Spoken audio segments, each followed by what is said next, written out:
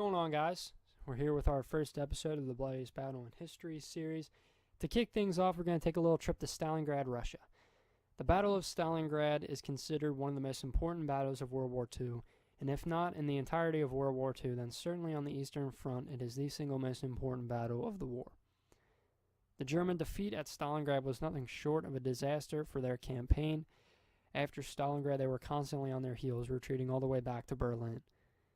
Their motives for attacking Stalingrad are a little shady. The most pragmatic one to understand is that they need the Caucasus oil fields to turn their offensive north toward Moscow. They needed that extra oil. They were that far into Russia where they needed an alternative source of fuel to fuel their campaign, literally, and make it all the way to Moscow. They were deep into Russia at that point, and they needed that to continue. The second reason is Hitler's egotistical manner. Hitler wanted to take it for confidence reasons. His arch rival Stalin, the city was named after him, and if it fell, the Russians' morale would be crushed, and Hitler believed that after the fall of Stalingrad, it would be smooth sailing through Russia, which it probably would have been. And the third reason is that Stalingrad was the industrial capital of Russia at the time. Most of the war goods for the Russian army and the Red Army were made in the factories in Stalingrad, so those became prime targets for the German bombings prior to the battle. So the main assault began in the summer of 1942. So preceding the assault, the Germans had been completely ravaging their way through western Russia as part of their Blitzkrieg campaign. They caught the Russians completely off guard. There was that 10-year, I think, non-aggression treaty between Stalin and Hitler. I think it was 10 years. It might be less. But anyway, there was a non-aggression treaty between the two, and Hitler completely shocked the world when he invaded Russia, and certainly Stalin.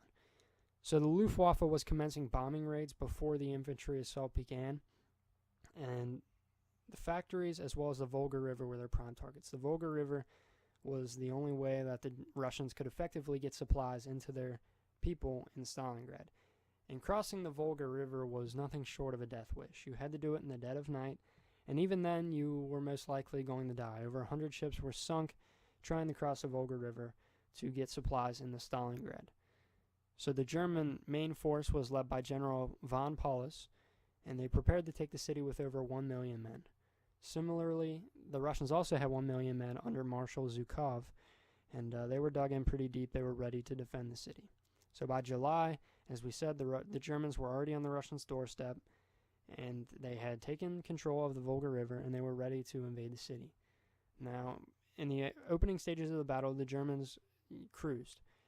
Their tactics dictated that a strike from the Luftwaffe and artillery would pave the way for tanks and infantry behind them to take the city. It was a very swift, organized attack. You didn't have a lot of time to recover from the artillery strikes and the air strikes before you had to face panzer tanks and rushing German infantry. So Zhukov needed a way to counter this some way if he was going to win the battle, because they had lost significant ground and they needed to stop the German advance. So he adopted a tactic which he called hugging the Germans. And in doing this, he made sure that his lines were never more than a couple hundred yards away from the Germans. This completely neutralized the artillery because the Germans didn't want to fire on their own guys. So he completely neutralized the artillery and the air support in the city, which turned it into one of the most bloodiest battles in history. It was literally a street-by-street, building-by-building battle, and hand-to-hand combat was more prevalent than anywhere, in the war. Hand-to-hand combat was the norm in Stalingrad. It wasn't uncommon that you had to kill people with your knife, your hands. It was a very gruesome battle, and the Germans weren't ready for that kind of fighting. And the night time also became one of the Russians' most powerful allies. They used the cover of the night to their advantage. They couldn't completely halt the Germans by day, but at night they could scratch back at the German advance and take back some of the lost territory. So as the Germans pushed forward by day, the Russians would kind of pester at them during night, which kind of slowed their advance. Which also, the Germans most of the time had air superiority in their battles. It wasn't uncommon for the Germans to own the airs, and certainly in Stalingrad they did this. But the Russians did have some air support, And it became to a point where they were losing so many planes that the only time they could fly was during the night. And flying during the night in World War II, before you had advanced radar and stuff like that, it was dangerous. And so the Russians' Air Force, if you could call it that, depleted very fast.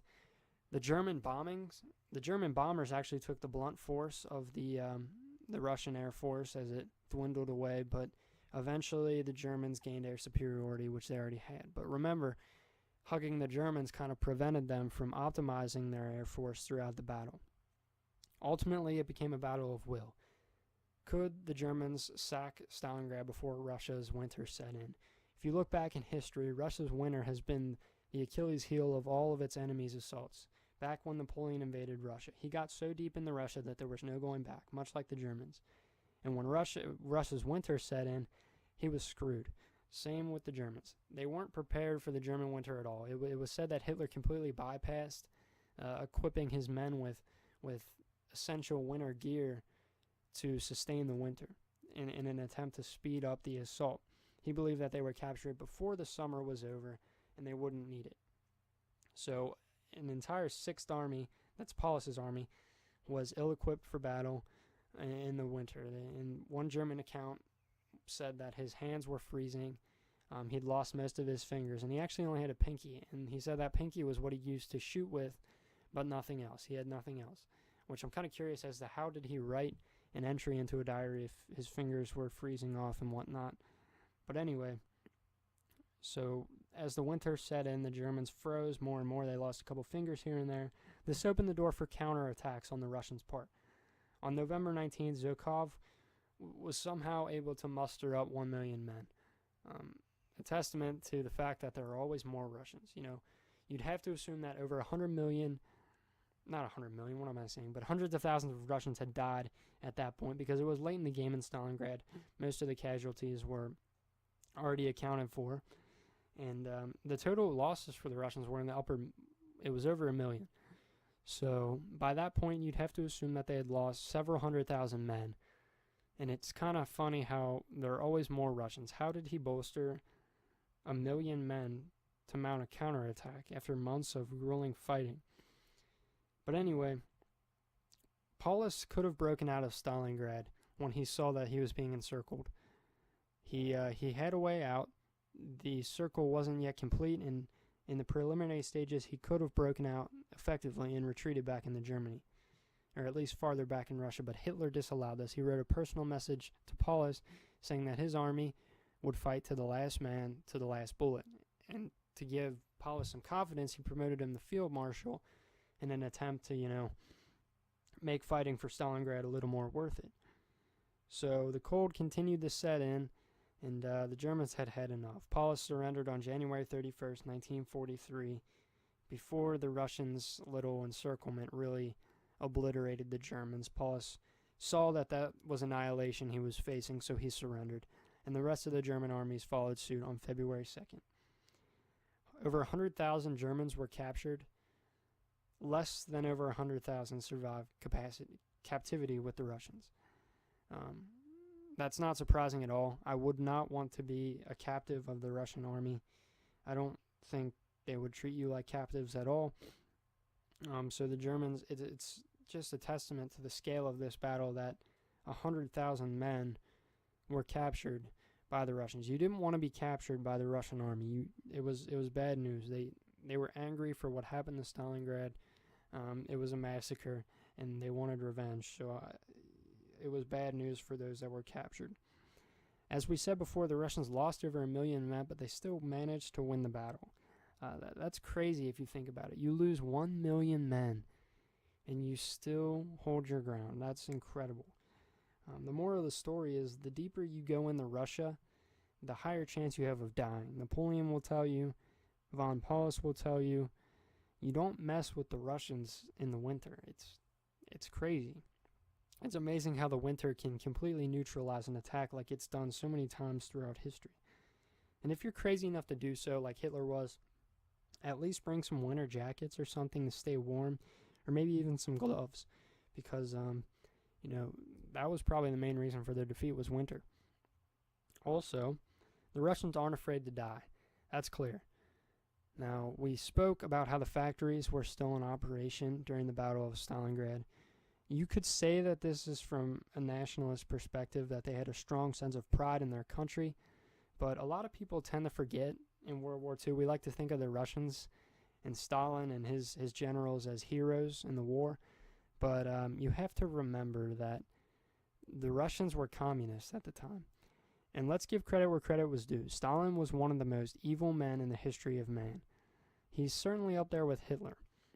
Stalin's purges killed millions and millions of people in Russia. You could say that they fought from a nationalist perspective, but is that really the case? Now, you had two options in the Russian army. You could run forward and try to take the German ground and die, or you could turn around and be shot by your own men. So, while there is that sense of nationalism and pride, there's definitely that factor of, well, there's always a gun pointed at the back of our head, so we better do what we're told. And that's just another spin on it, I like to think that the Russians were fighting for a greater cause in that battle, but it's hard to ignore the fact that they were facing death either way, so they weren't afraid to retreat. So that's the first episode of Bloodiest Battles in History. Hope you guys enjoyed. Hope you guys learned something. Stay tuned for the next battle.